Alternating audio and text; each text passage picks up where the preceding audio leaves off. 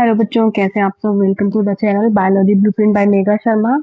देखिए यहाँ पर एक क्लास 10th का जो मोस्ट इम्पोर्टेंट टॉपिक है उससे बार बार क्वेश्चन आ रहा है। मैंने सैंपल पेपर्स भी चेक करे हैं तो उसमें भी बहुत बार वो क्वेश्चन रिपीट हुआ है। ठीक है, तो वो किसी और तरीके से भी आपको दे रखा है।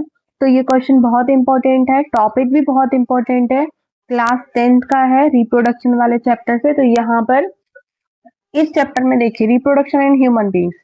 ठीक है, यहाँ पर आपको क्वेश्चन मिलेगा इफ एग इज फर्टिलाइज और नॉट।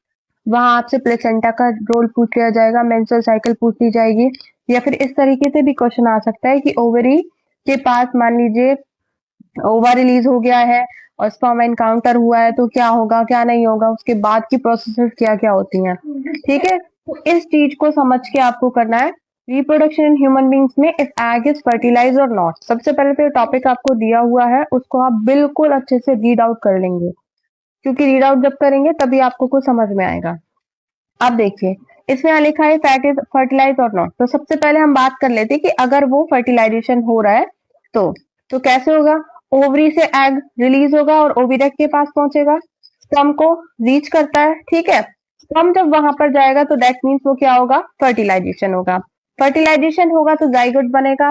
ठीक है, दैट मीन्स क्या है कि वो प्रेगनेंसी लीड्स करता है।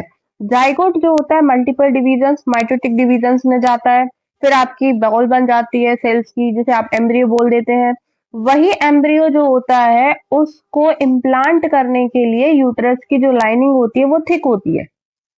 अगर फर्टिलाइजेशन हो रहा है तो डेट मीन्स वो जो वॉल होती है यूट्रस की जो प्रिपेयर हुए वो वहां पर इम्प्लांटेशन कराती है।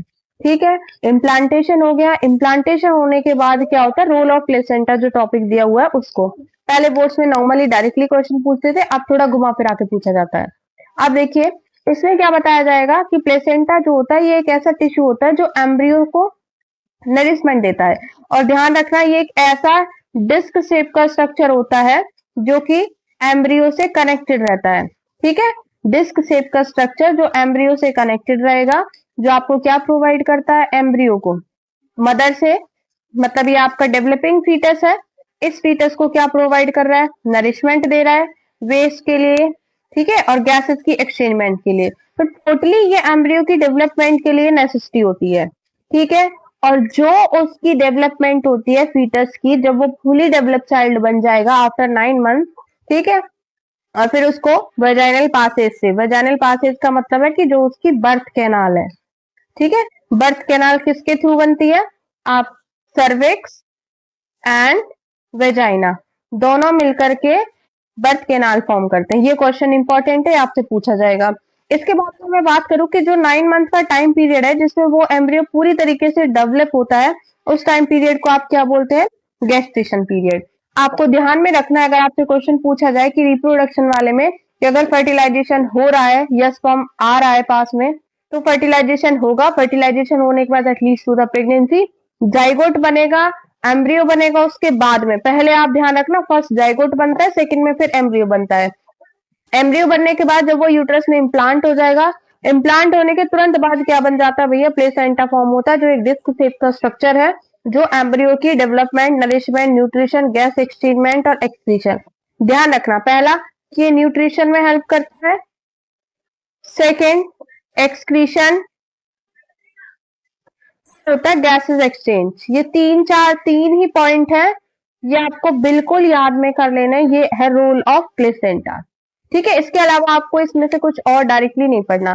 फिर इसी का दूसरा पॉइंट आ जाता है कि अगर आपका फर्टिलाइजेशन नहीं हुआ है, ठीक है, if egg is not fertilize, मतलब स्पर्म जो है वो फर्टिलाइज नहीं हुआ है एग के साथ, तो क्या होगा, तो जो यूट्रस की लाइनिंग होती है, जो ये लाइनिंग थिकर हुई होगी, प्रिपेयर हुई थी इम्प्लांटेशन के लिए, अब ये डीजनरेट हो जाती है क्योंकि इसकी कोई जरूरत नहीं है। डीजनरेट होगी तो डीजनरेशन में ये एज अ ब्लड और म्यूकस थ्रू द वेजाइना से बाहर निकल जाती है। इसी प्रोसेस को आप क्या बोलते हैं, मेंस्ट्रुअल साइकिल बोलते हैं। मेंस्ट्रुअल साइकिल जो होती है 2 से 8 दिन तक रहती है। ठीक है, अब वही मैंने मेंस्ट्रुअल साइकिल को थोड़ा सा बता दिया। मेंस्ट्रुअल साइकिल जो होती है इसको 2 फेजेस में डिवाइड किया जाता है, एक होता है मीनार्क और दूसरा होता है आपका मीनोपॉज। मीनार्क का मतलब होता है जब भी मेंस्ट्रुअल साइकिल स्टार्ट होती है, और ये स्टार्ट कब होती है, at the age of the puberty. वहीं मैं अगर मीनोपॉज की बात करूं तो मीनोपॉज क्या होता है, जिसमें मेंस्ट्रुअल साइकिल क्या होती है? स्टॉप।